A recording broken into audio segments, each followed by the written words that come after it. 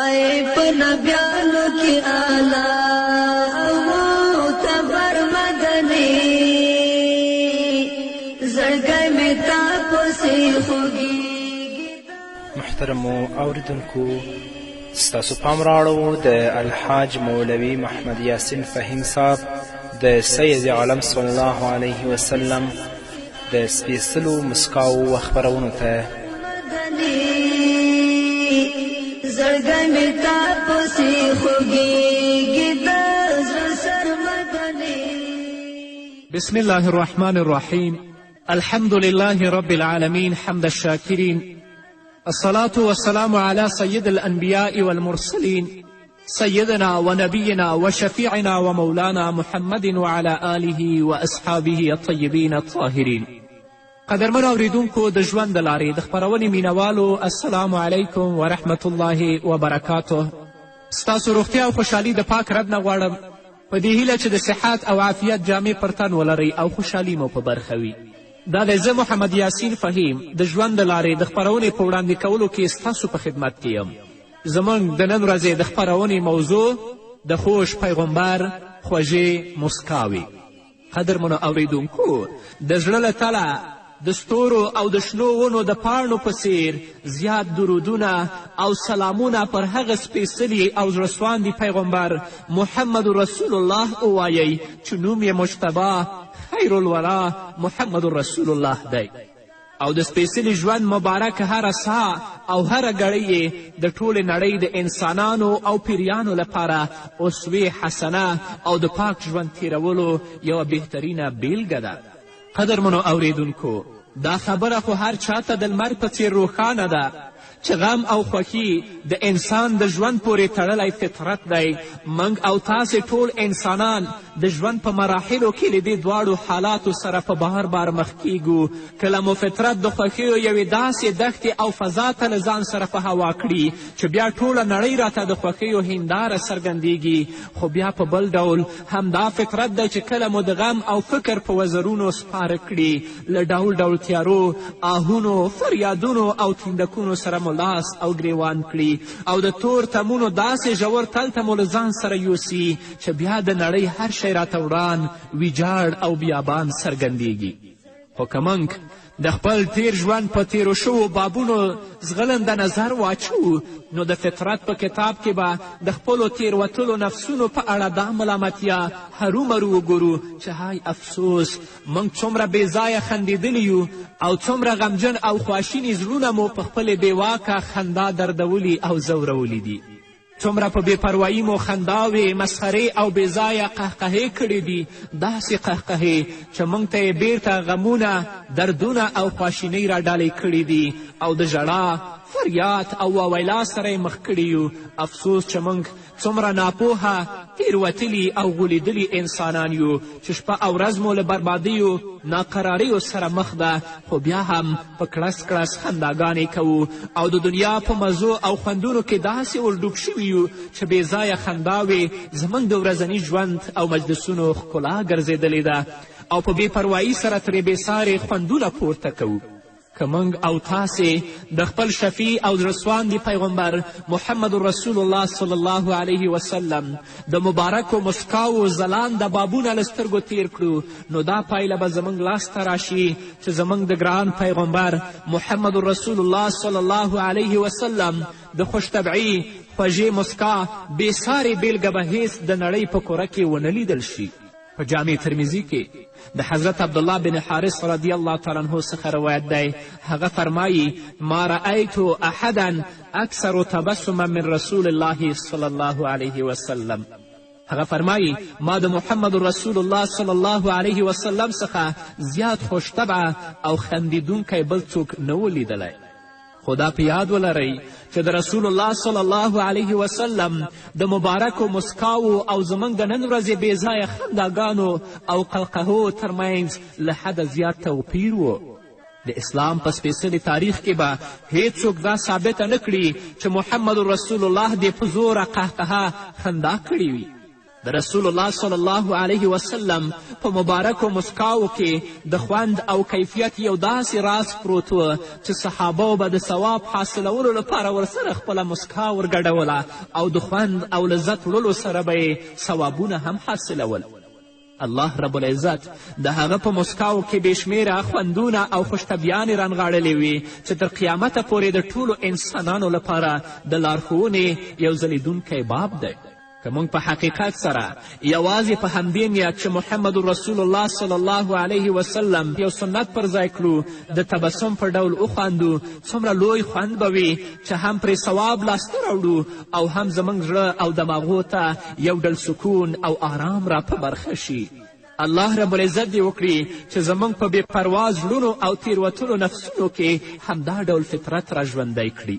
په اصل کې ټوکه، مذاق، خوش طبعی د انسان د ژوند پورې تړلی فطرت دی، البته که له حد څخه زیات شي او یا دا چې بل څوک زموږ له بېځایه ټوکو او خنداو څخه زړه بدي او خواشیني شي، نو دا ډول ټوکه او خندا پرته له ګناه څخه بل هیڅ معنا نه لري او په اسلام کې دا ډول ټوکې او خنداوې په قطعي صورت ناروا دي چې باید ټول ترې ځانونه وژغورو.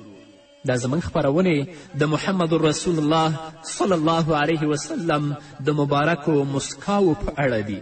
الله رب العزت دې وکړي چې ستاسې حوصله در زیاته کړي څو لومړی زه او بیا ټول مسلمانان د رسول الله صلی الله علیه وسلم د مسکاو باب او یا ښایسته او په زړه پورې مرحلې ولولو چې په خپلو بېځایه خنداګانو پښیمانتیا ښکاره کړو او په دې پوه شو چې بېځایه خنداګانې زموږ او ستاسې زړونه داسې مړاوي او ناهیلې کوي چې د هلاکت او بربادیو ژور تل ته مو اور غورځوي.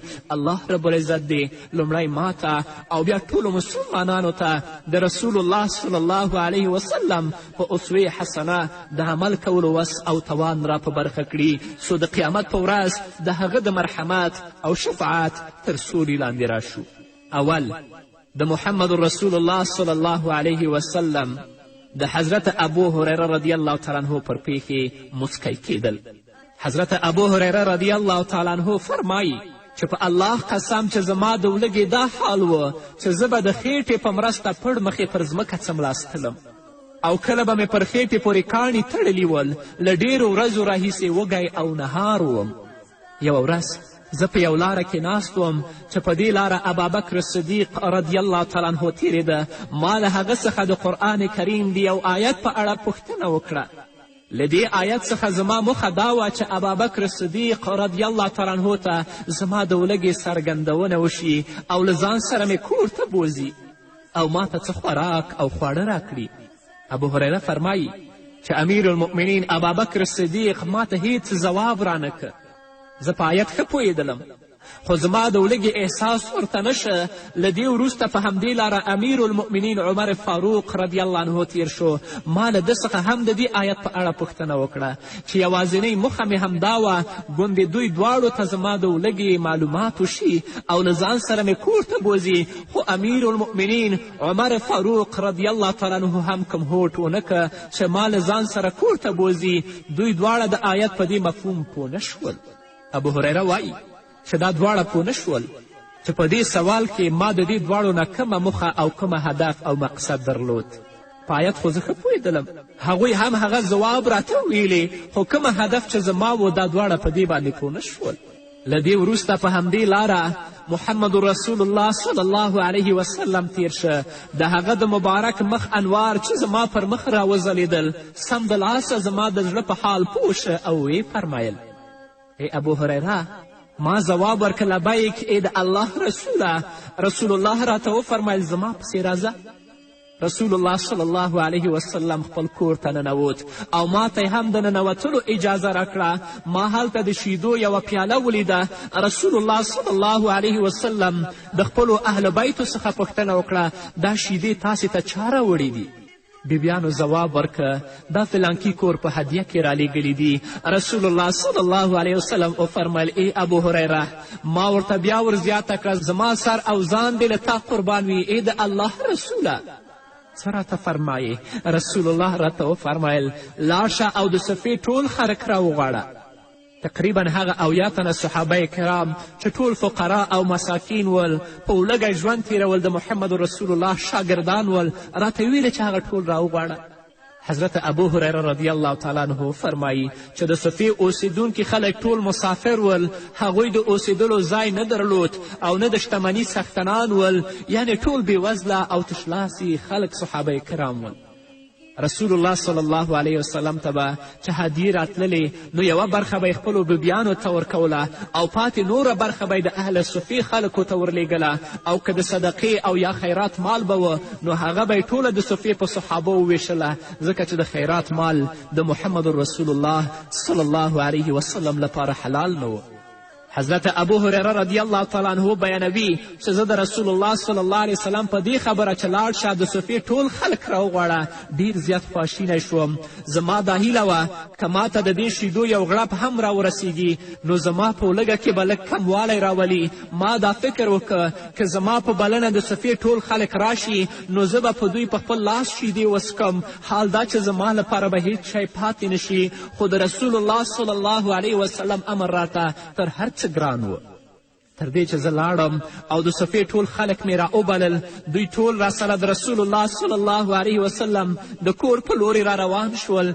رسول الله ټولو ته د ورتګ اجازه ورکړه او بیا یې له هغې وروسته ما ته امر وکړه ای ابو هریره پر دوی شودې وڅکه. ما د شیدو پیاله راپورته کړه او په ټولو مې بېلابېلې وڅکلې، تر دې چې ټولو په مړه خېټه وڅکلې. کله چې زه له دوی ټولو څخه وزګار شوم نو پیاله مې د محمد رسول الله صلی الله علیه وسلم په خدمت کې وړاندې کړه چې په هماغه څیر شیدې پکې پاتې وې.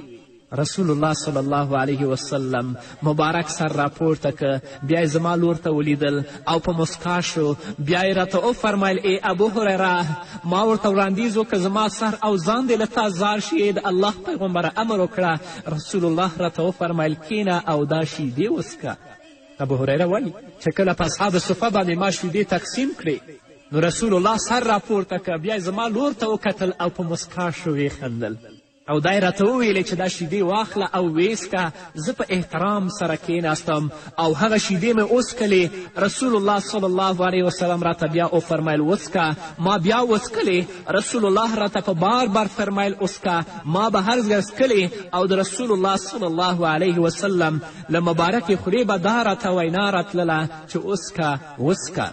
تر دې چې په وروستۍ ځل مې ورته ویل ای د الله پیغمبره، قسم په هغه ذات چې هغه تاسې په حقه پیغمبر رالیږلي یاست چې زه نورې نشم څکلی. بیا راته رسول الله صلی الله علیه وسلم وفرمیل اوس پیاله ما ته راکړه. ما هغه پیاله محمد رسول الله صلی الله علیه وسلم ته ورکړه. رسول الله صلی الله علیه وسلم هغه پاتې شیدې په خپله مبارک وڅکلې. تاسې ګورئ محمد رسول الله صلی الله علیه وسلم د ابو هریره د تعجب ته مسکا کیږي چې ابو هریره خو وږی دی، که دا شیدې اصحاب صفه ته ورکړي ده ته به څه پاتې کیږي، او که دا نیمه پیاله دا وڅکي دا به پرې موړ شي که نه شي. رسول الله چې هغه ته آواز کوي، سر ورپورته کوي، نو رسول الله مسکا کیږي. دا د محمد رسول الله صلی الله علیه وسلم مسکا وه چې د ټول عالم لپاره په ځانګړې توګه ابو هریره او صحابه لپاره دا رحمت و او نور و.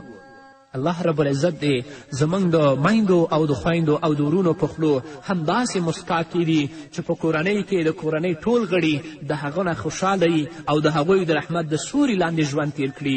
داسې د کړس کړس خندا نه چې وروسته بیا موږ فریادونو او بربادونو او هلاکتونو سره مخ کړي. نور به م واورو قدرمنو اوریدونکو، خو هغه هم د یوې دمې نه وروسته.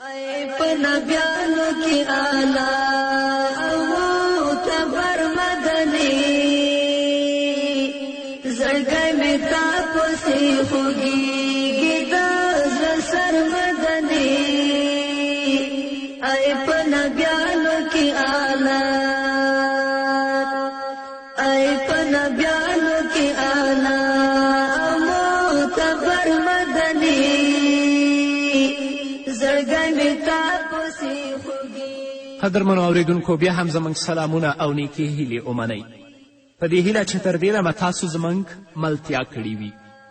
د محمد رسول الله صلی الله علیه وسلم مسکا د الله تعالی په مسکا باندې حضرت علی بن ربیعه رضی الله تعالی عنه فرمایی چې زه امیر المؤمنین حضرت علی کرم الله وجهه له ځان سره شاته په سورلۍ باندې کینولم او د حره په لور یې بوتلم.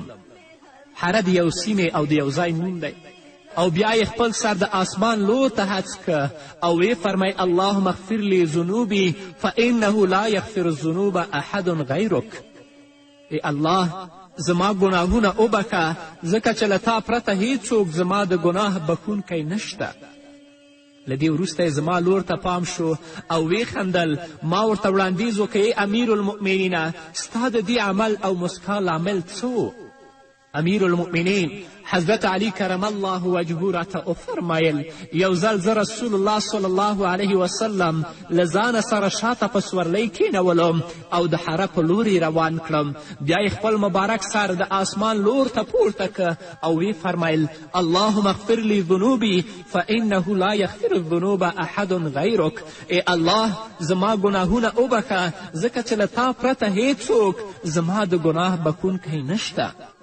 بیا رسول الله صلی الله علیه وسلم زما لور ته مخ مبارک راواړوه او په منورو غاښونو یې مسکا وکړه. ما ورته وړاندیز وکړ ای سید الکونین ای د الله پیغمبره تا د خپل رب څخه د ګناهونو بخښنه وغوښته او بیا دې زما لور ته راولیدل او په مسکا شوې. د دې لامل څه و؟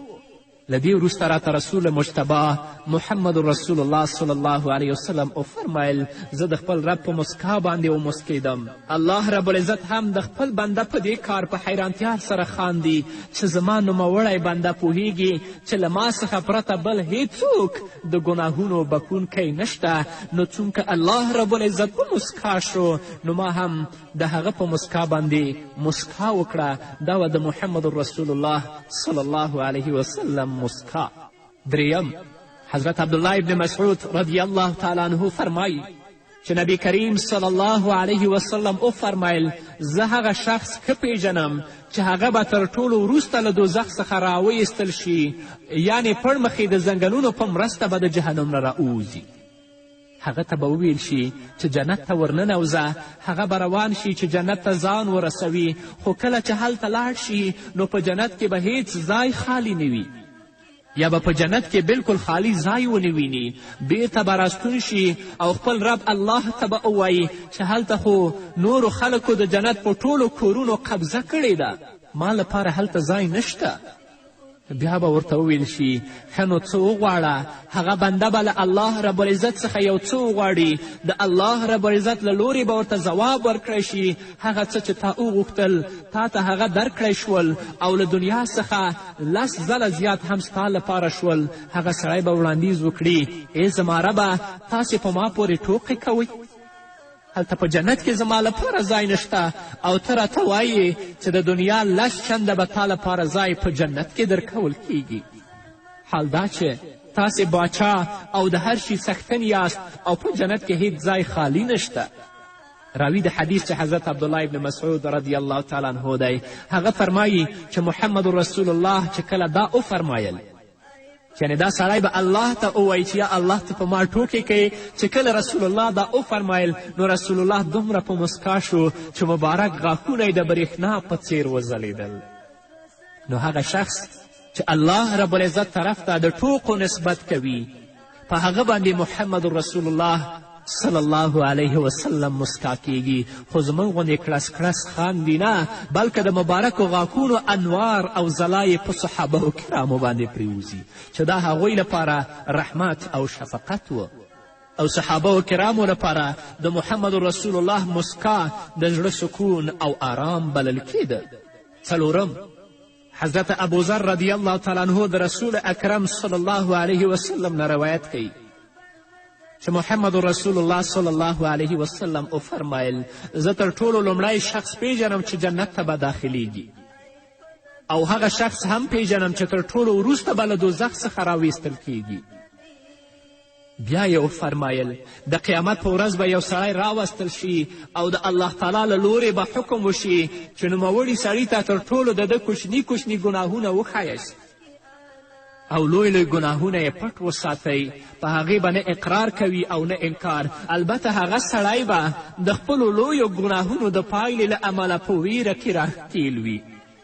د الله رب العزت له لورې به دې انسان ته وویل شي چې نوموړي سړي ته د هرې ګناه په بدل کې یوه نیکي ورکړئ. سړی چې دا حال وګوري نو وړاندیز به وکړي ای الله زما خو اوس هم ډېر ګناهونه شته دی. تاسو ګورئ قدرمنو اوریدونکو، الله به ووایي چې د دې سړي غټ غټ ګناهونه تاسې پټ کړئ او صرف هغه واړه ګناهونه دې ته ور وښیئ. چې کله ملائک د دې غټ غټ ګناهونه پټ کړي او واړه ګناهونه یې ور وښیي، الله به ورته ووایي چې د دې هرې ګناه په بدل کې دې ته یوه نیکي ورکړئ. نو سړی به پخپله اقرار وکړي یا الله زما خو نور هم ډېر لوی ګناهونه پاتې دي چې هغه ما ونه ښودل. حضرت ابوذر رضی الله تعالی عنه روایت کوي چې ما ولیدل چې رسول الله صلی الله علیه وسلم د دې خبرې په فرمایلو سره داسې مسکا شو چې مخکیني غاښونه مبارک یې ښکاره شول چې له شیدو څخه زیات سپین او له برېښنا څخه زیات ځلیدونکي ول. نو په آخرت کې د الله رب العزت په وړاندې د یو شخص د ګناه په اقرار باندې محمد رسول الله صلی الله علیه وسلم مسکا شو او د هغه مسکا به د صحابه و کرامو لپاره رحمت او شفقت و. 5 حضرت انس رضی الله تعالی عنه فرمایي چې موږ د رسول الله صلی الله علیه وسلم سره یو ځای خندېدلو. رسول الله صلی الله علیه وسلم هم مبارکه مسکا کوله. رسول الله له موږ ټولو وپوښتل آیا تاسې ته معلومات شته چې زه ولې وخندېدم، ولې په مسکا شوم؟ صحابه و کرامو رضی الله عنهم ټولو په یوه خوله وړاندیز وکړه نه الله او د هغه رسول ښه پوهیږي. له دې وروسته محمد رسول الله وفرمیل د قیامت په ورځ د خپل رب سره د یو سړي په مخامخ کېدلو باندې مسکا راغله.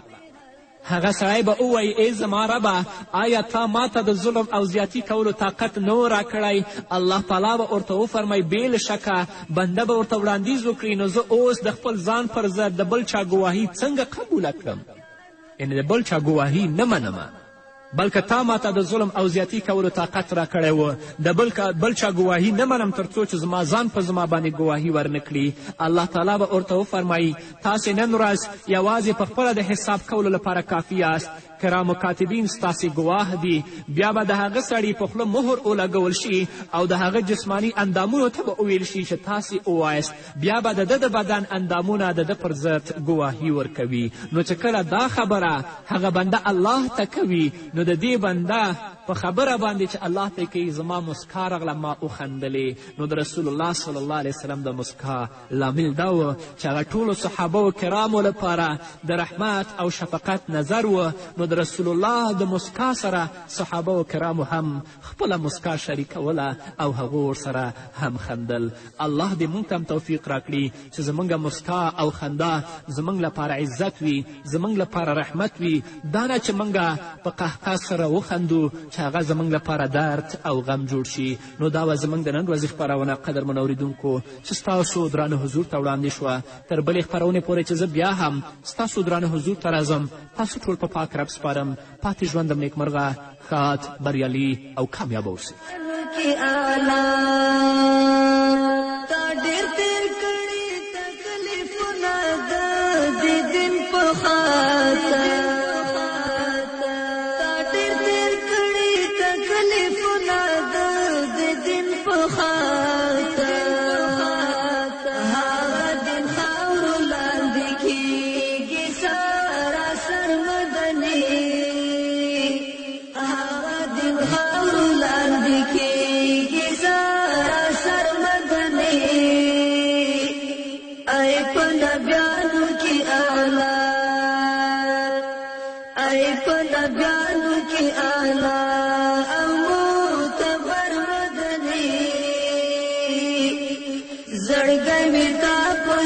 خوږیږي د زړه سر مدني ای په نبیانو کې اعلی هغه امت چې په معاصر یې شفاعت غواړي هغه امت چې په معاصر یې شفاعت غواړي نن هغوی نه منې حکم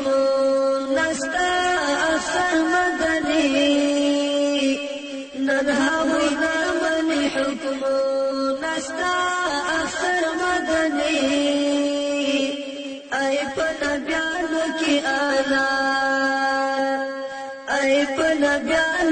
آلا او معتبر مدنی زړګی مې تا پسې خوږیږي